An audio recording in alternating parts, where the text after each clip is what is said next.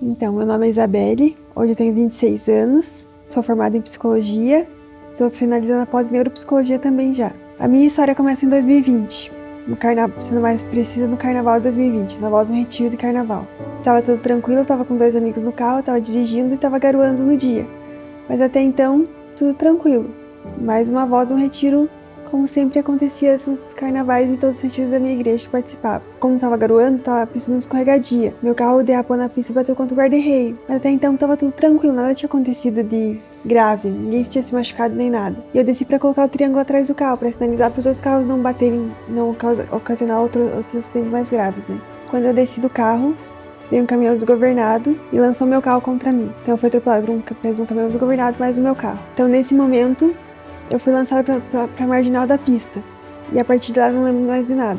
Então eu fui encaminhada para o Hospital do Rossio, onde eu já fazia parte da capelania antes, desacordada, não lembro de nada. Mas os milagres começaram na minha vida desde da hora do acidente. Porque como era volta de carnaval, o trânsito estava muito intenso, como sempre é nas BRs, né? E aí começou a parar um carro atrás do outro, porque congestionou o trânsito, porque eu penso, um caminhão atravessado no meio da pista. Uma menina desacordada na marginal da pista. Foi acionado o SAMU para me socorrer, só que na época ainda tinha Rodonorte. E a ambulância da Rodonorte tava voltando pra sair deles só. Não tinha sido acionada pra atender o meu caso. Só tava voltando pra sair deles mesmo. E eles viram toda a movimentação ali, né? Um caminhão atravessado no meio da pista, e um carro ali, uma menina desacordada na marginal da pista. E decidiram parar pra me ajudar mesmo, assim. Mas eles não foram acionados pra me ajudar no meu caso. Estavam só voltando pra sair e viram toda a movimentação e decidiram parar pra me ajudar. Aí, até um tempo depois, eu encontrei o socorrista que me socorreu nesse dia. E foi muito interessante, porque ele me reconheceu de longe já. Eu tava aqui no Hospital do Rossio com a minha mãe, inclusive, mas devido a outra questão, não nada a ver do acidente,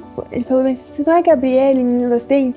Daí eu falei, sim, mas meu nome é Isabelle, não Gabriele. Daí ele falou, eu fui teu socorrista. Nesse momento, minha mãe parou do meu lado, começou a chorar na hora, assim, eu também me emocionei bastante, comecei a chorar. E ele começou a me contar como que foi quando ele chegou até o local do acidente. Ele me falou, a gente não foi acionado para atender o teu caso, mas como ele tava passando, tinha toda aquela movimentação, a ambulância não tava conseguindo chegar até o local ali para atender no momento, a gente tinha que parar pra ajudar só. Quando a gente chegou lá, você já tava evoluindo pra morte encefálica, tava com sangue nas vias aéreas, já tava praticamente morta ali. Então a gente entubou, fez todas as primeiras manobras ali com você, e o SAMU só chegou depois disso pra te levar até o hospital. Então, basicamente, se ele não tivesse chegado ali de pronto atendimento pra mim, provavelmente eu não estaria aqui hoje. Ou estaria com umas sequelas mais graves do que as que eu fiquei.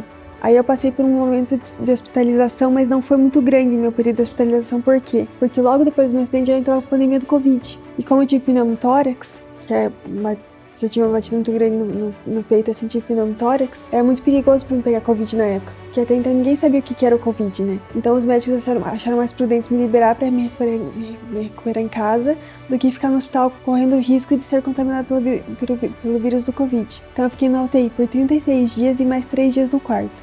Minha hospitalização foram apenas 42 dias. Mas ela foi...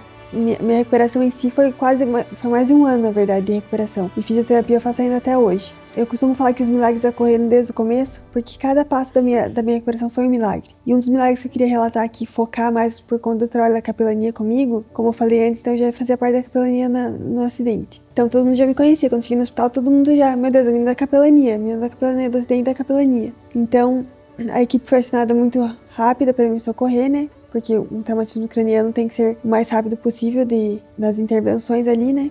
Eu fui encaminhada direto pra cirurgia já. Só que aí a Erika foi acionada. E ela veio até o hospital, ela até me viu um pouco antes da cirurgia em si, mas minha cirurgia já foi de pronto atendimento já. Não foi nem... Acho que não chegou nem 2 horas depois do acidente, já tava no centro cirúrgico já. E o que aconteceu na cirurgia? Foi retirada a parte da minha calota craniana. Então eu fiquei sem parte da cabeça também. Então essa parte aqui ficou afundada, porque eu tive que ficar sem osso por causa da pressão intracraniana. Como entrou a pandemia, logo eu tava internada ainda, a pandemia chegou no Brasil quando eu tava internada. Então meus pais, minha família não podiam me visitar a todo momento, né? Então as minhas visitas mais frequentes eram da capelania comigo. Então, assim, teve uma visita que tava a Érica, a Amanda e a Tânia, que são 2 voluntárias aqui da capelania também, e elas foram me visitar. E até então não tinha tido nenhuma resposta. Tava só dormindo e já tinham passado a sedação das 48 horas primeiras da sedação, que era induzida a sedação, né? Eu tinha passado e não acordava, não voltava. E os médicos estavam até preocupados por conta disso, porque quanto mais tempo você tá em coma, mais prejudicial são as sequelas que você pode ter, né? E não voltava, não tinha nenhuma resposta. Então falavam comigo, eu não respondia, tava só deitada, imóvel ali, meus batimentos não tinha alteração nenhuma, nada, então não tinha tido nenhuma resposta então. E nessa visita, onde estavam essas 3 capelãs comigo ali no momento da visita. A Amanda, que é uma das capelãs que também estava nessa visita, junto com a Erika falou pra ela: Amanda, o que você tem pra falar o que a Bíblia diz pra falar pra Isabelle nessa tarde? E a Amanda falou sobre aquela palavra sobre Talitha Cumi, menina levante-se. E diz que nesse momento eu tive uma resposta. Eu levantei o peito. Então imagina, pra uma pessoa em coma, sem ter nenhuma resposta, os médicos desacreditados também, porque não era normal uma menina da minha idade estar ali em coma, né? Tossir e levantar o peito. Esse é o relato que elas me contaram, porque, mais uma vez falando, eu não lembro nada desses últimos 6 meses depois, né? Então, o que aconteceu? A Erika falou de novo: Isabelle, você ouviu o que a Amanda falou? Menina, levante-se, Talitha Cumi. E disse que mais uma vez eu fiz o mesmo movimento, de tossir e levantar o peito. E aí elas, de novo, né, se olharam assim, né, porque é surreal, nem eu contando não consigo acreditar, né, o milagre estava acontecendo a partir de já. Aí a Erika respondeu, falou de novo: Isabelle, Talitha Cumi, menina, levante-se. E eu mais uma vez, tossi e levantei o peito. A partir dali, foi o momento que elas tiveram a certeza que aquilo ali não seria pra minha morte, mas sim pra glória de Deus. Hoje eu escrevi um livro contando toda a minha história, esse relato da minha história, pra honrar e glorificar o nome de Deus mesmo assim, porque eu acredito que essa história não era pra ficar só ali comigo, que eu tinha que mover essa história, eu tinha que falar para as outras pessoas sobre o milagre que Deus fez na minha vida.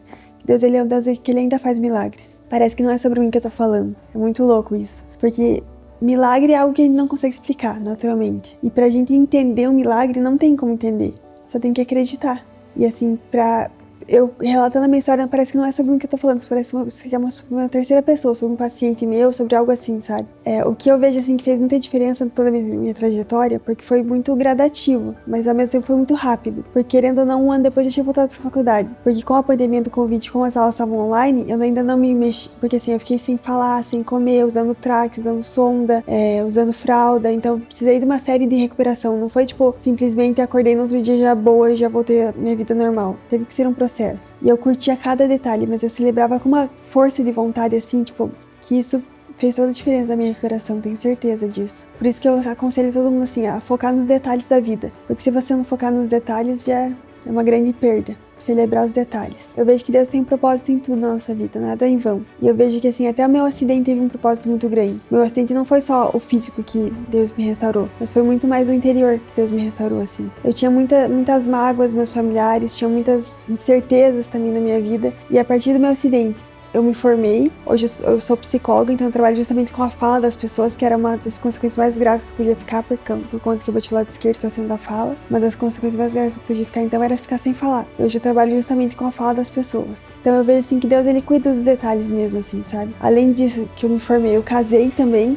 A gente se conheceu por conta do acidente, mas ele também estava no mesmo retiro que eu estava quando me acidentei.